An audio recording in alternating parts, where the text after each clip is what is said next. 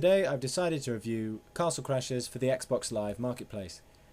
Castle Crashers is an Xbox Live arcade game in which you play one of many adventurers trying to save 4 princesses from evil, evil, evil men. You do this by hacking and slashing your way through wave upon wave of enemies with varying weaknesses and strengths. As you continue through the game, you can unlock more characters to play as, more weapons to use, and more things called animal orbs to follow you around. Castle Crashers is a lot like Teenage Mutant Ninja Turtles, the computer game, not the cartoon, and it kind of harkens back to those days. However, if it was exactly the same as those games, we'd all be playing Ninja Turtles and not this.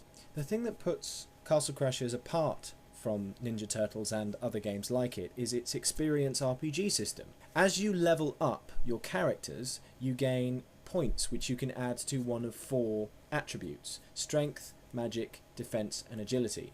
Each of these corresponds to the obvious powers that those have. Strength, how hard you hit; defense, how hard you can be hit; magic, how powerful your magic is and what magics you can do; and agility, how fast you run and how cool you are with a bow and arrow. This simple system of creating your own balance and your own varying play style creates an incredibly addictive game that will keep you up till 3 AM. Gameplay wise, the game is incredibly addictive. It's very hack and slash. You move from left to right in a 2D plane.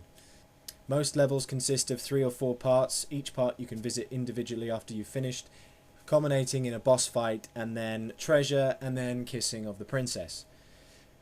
One of the benefits that Castle Crashers has is its co-op mode.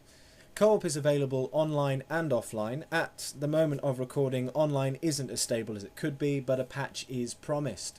Offline, the co-op is exciting, fun, and full of couch jollity, as it were, where you and your friends battle it out at the end of a boss fight to see who gets to kiss the princess and who gets the most gold.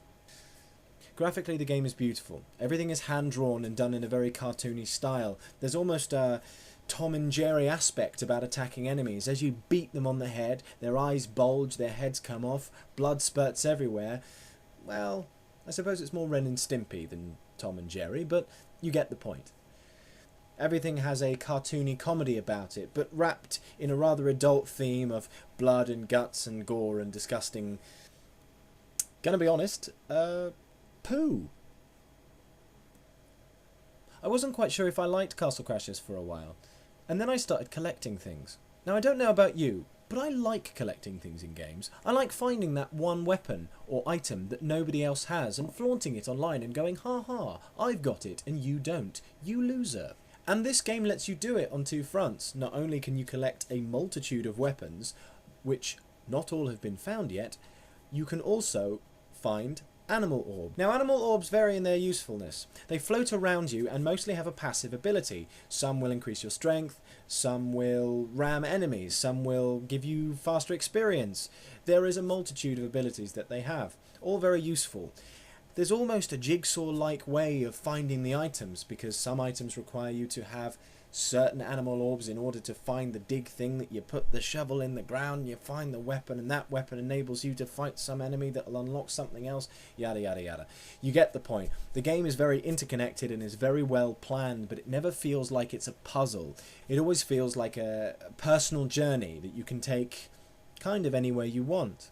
The game lets you at any point revisit any level for any reason you see fit, leveling up, seeing that animation again, fighting that boss because you liked fighting him. It's all really good fun and it's a great package. Castle Crashers is, however, 1200 points. This is a theme I'm starting to dislike. Braid was 1200 points, and however much I liked Braid, I won't get into that now, I still think it was a little too expensive, especially for the amount of time I played it.